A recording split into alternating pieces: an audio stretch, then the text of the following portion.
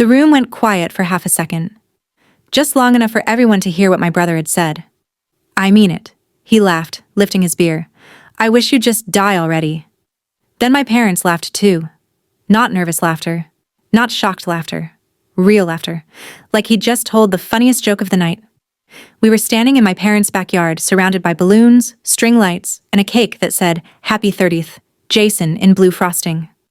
Music was playing, people were clapping, someone whistled. And I was standing there, frozen, holding a plastic cup in my hand, wondering if I'd imagined it. "I'm kidding," Jason added, rolling his eyes. "Relax. You're so sensitive." My mom wiped tears from her eyes. "Oh my God, Jason," she said, still laughing. "You're terrible." My dad shook his head, smiling. "That's siblings for you." Siblings. I felt my chest tighten. This wasn't the first time Jason had said something cruel to me, but it was the first time he'd said that out loud. In front of everyone. With no hesitation. I looked around, waiting for someone, anyone, to say something. My aunt stared at her phone. My cousin suddenly needed another drink. My mom went back to cutting the cake like nothing had happened. Jason leaned closer to me, lowering his voice. "Don't make a scene," he said. "It's my birthday." Something inside me cracked. "I didn't make a scene," I said quietly. "You told me you wished I was dead." He scoffed. "You take everything so personally." My dad looked over. "What's going on?" Before I could answer, my mom jumped in. "Nothing," she said quickly. "They're just bickering." Bickering. That's what they called it when my brother crossed lines no one else would dare cross. Jason smirked at me. "See? Nobody cares." I felt heat rush to my face. Not embarrassment. Anger. Pure, shaking anger. "You think that's funny?" I asked him. He shrugged. "Honestly? Yeah." My mom sighed like I was the problem. "Can we not do this today?" That's when I realized something. They weren't shocked. They weren't uncomfortable. They weren't even surprised. Because to them, this was normal. And as I stood there, listening to my family laugh at a joke about my death, I finally understood something I'd been avoiding my entire life. This wasn't a one-time comment. It was the truth slipping out. And what I found out next proved just how long my parents had been choosing my brother over me. I didn't leave right away. I don't know why. Maybe some part of me still expected someone to realize how messed up that was and say something. Maybe I was waiting for my parents to step in, to correct him, to defend me. They didn't. Instead, my mom handed Jason the first slice of cake like he'd just won an award. "Make a wish," she said, smiling. Jason looked straight at me as he blew out the candles. I felt sick. I walked toward the side of the yard, trying to breathe, trying not to cry in front of everyone. My hands were shaking so badly I spilled my drink on the grass. My cousin Emma followed me. "You okay?" she asked quietly. I laughed once, sharp and ugly. "He just said he wished I would die, in front of everyone." She winced. "Yeah, he's always been like that. Always." That word hit harder than anything Jason said. "So you all just accept it?" I asked. Emma shrugged, uncomfortable. "Your parents don't like conflict, and Jason gets defensive." Defensive. That's what they called it when he was cruel. I watched my parents from across the yard. My dad had his arm around Jason's shoulders, laughing at something he said. My mom was beaming like this was the happiest night of her life.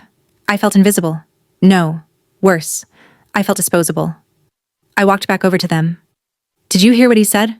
I asked my parents, my voice shaking despite my effort. My dad sighed, heavily. "Not now." "Not now," I repeated. "He said he wished I would die." My mom frowned like I'd just embarrassed her. "You're blowing it out of proportion." Jason smirked. "See? Drama." I turned to him. "Why would you say something like that?" He leaned back in his chair. "Because you ruin everything. You always have." My chest tightened. "How?" "You're always sick. Or sad. Or needing attention," he snapped. "Mom and Dad have had to deal with you forever." I felt my knees go weak. I was sick as a kid. Chronically. Hospital visits, missed school, scared parents. And now I understood something I never had before. Jason didn't just resent me. He blamed me. My mom stepped in quickly. "Jason, that's enough." But her tone wasn't angry. It was annoyed. At me. "You should really stop pushing him," she said. "You know how he gets." I stared at her. "You're telling me to stop pushing," I said slowly, after he told me he wished I was dead? She crossed her arms. "You always make everything about you." That sentence landed like a punch. My dad nodded. You need thicker skin. Thicker skin. That's when it finally clicked. They weren't laughing because they thought it was a joke. They were laughing because, to them, my pain didn't count.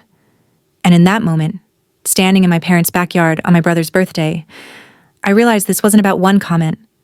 It was about a lifetime of being the child they tolerated while worshiping the one who could do no wrong, and what happened later that night proved exactly how far they were willing to go to protect him. I left the party without saying goodbye. No dramatic exit, no slam doors. I just walked past the balloons, past the music, past my parents laughing with Jason like nothing had happened, and got in my car. I sat there gripping the steering wheel, breathing so hard my chest hurt. My phone buzzed before I even pulled out of the driveway. Mom, you didn't have to storm off like that. Storm off. I stared at the message, then laughed out loud. I drove home and didn't answer. An hour later, my dad called. I let it go to voicemail. His message was calm. Too calm. Hey, your brother had too much to drink. You know how he jokes. Don't turn this into something bigger than it is. Something bigger. At midnight, Jason texted me himself. Jason, relax. If you're gonna cry every time someone says something, life's gonna be hard for you. I felt a cold clarity settle in. This wasn't damage control. This was them closing ranks. The next morning, I woke up to a group chat notification. Family group chat.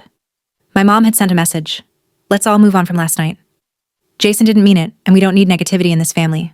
Negativity. I scrolled. No one disagreed. No one defended me. Not a single, that wasn't okay. I typed. He wished I would die. That's not negativity. That's cruelty. 3 dots appeared, then disappeared. Finally, my aunt replied. You know how sensitive you are. Jason's always been blunt. Blunt. I put my phone down and just sat there. That's when the memory hit me, clear as day. I was 16, lying in a hospital bed after another procedure. Jason had walked in, looked at the tubes, and said, Wow, still not dead? My parents laughed then, too. I'd convinced myself it was dark humor, but now I saw the pattern. Every birthday, every holiday, every family gathering. Jason said something cruel. I reacted. They told me to stop ruining things. I wasn't the problem. I was the excuse. That afternoon, I got another call. From my mom. You owe your brother an apology, she said. I went very quiet. For what? I asked. For embarrassing him, she replied. It was his birthday. I felt something inside me go numb. He told me he wished I would die, I said. And you're still making this about you, she snapped. That was it. That was the moment. Because in that sentence, she told me exactly where I stood. And what I decided to do next was the first thing in my life that wasn't about keeping the peace. I didn't answer her. For the first time in my life, I didn't rush to fix things. I didn't apologize. I didn't explain myself. I blocked the family group chat. Then I did something that terrified me more than Jason ever had. I told the truth. Not to my parents. Not to Jason. To myself. I opened my laptop and started writing. Every memory I'd spent years minimizing suddenly lined up like dominoes. Jason mocking me when I was sick. Jason joking about me being weak. Jason telling friends I was a burden. And my parents. Always laughing. Always smoothing it over. Always telling me to be quieter, tougher, easier. I realized something brutal. Jason didn't get away with it because he was cruel. He got away with it because my parents needed someone to blame. Blaming me meant never had to admit they failed both of us. That night, my dad showed up at my apartment unannounced. He stood in the doorway, arms crossed. You're overreacting, he said before I could even speak. I'm done, I replied. Done with what? With pretending this is normal? He sighed like I was exhausting. You're tearing the family apart. I laughed softly. No, I'm just refusing to be the glue anymore. His face hardened. If you keep this up, don't expect invitations. Don't expect help. I looked him straight in the eyes. I stopped expecting those a long time ago. He left without another word. 2 days later, my mom sent a message. Your brother's really hurt. You should think about that. I replied once. So was I. For years. Then I blocked her too. The silence afterward was deafening and peaceful. But Jason wasn't done. A week later, he posted something on social media. A photo from the party. Him smiling. Captioned, Some people just can't handle jokes.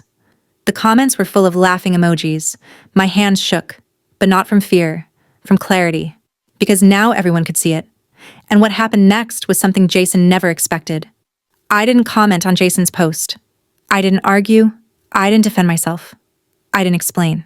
Instead, I did the one thing my family had spent my entire life making sure I never did. I spoke publicly.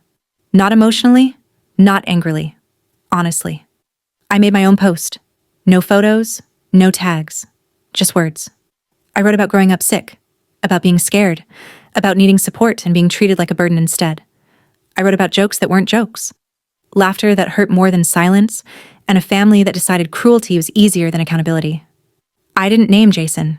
I didn't name my parents. I didn't need to. People knew. Within hours, messages started coming in.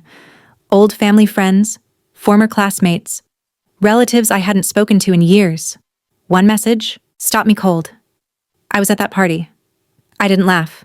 I just didn't know what to say. I'm sorry I stayed quiet. Another said, my brother talks to me like that too. Reading this made me realize it's not normal. Jason texted me that night. Jason, you're making me look bad. I stared at the message for a long time. Then I replied, you did that yourself? He didn't respond. My parents tried once more. They called, back to back, left voicemails about family loyalty and misunderstandings and how I was remembering things wrong. I deleted them all. It's been 6 months. I don't go to birthdays anymore. I don't attend holidays. I don't sit at tables where my existence is a punchline. And something surprising happened. Without the constant cruelty, I got lighter. I sleep better. I laugh easier. I stopped bracing myself before speaking. Last week, someone asked me if I missed my family. I thought about it. And then I said the truth. I miss who I thought they were. My brother wished I would die at his birthday party. My parents laughed. But what they didn't realize is that in that moment, something else died instead. The version of me who believed I had to endure cruelty to belong. And I'm finally alive without it.